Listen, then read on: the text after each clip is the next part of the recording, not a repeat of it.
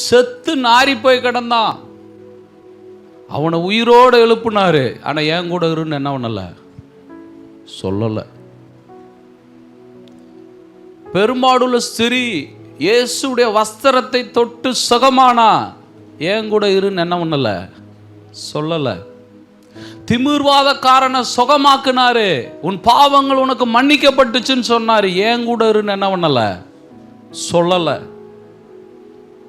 38 ஆண்டுகளாக தேவனுடைய ஆலயத்தில் அந்த பெதஸ்தா குளத்தில் உட்கார்ந்துருந்தவன் 38 ஆண்டுகளா எதுக்குள்ளே தான் உட்கார்ந்துருக்கிறான்,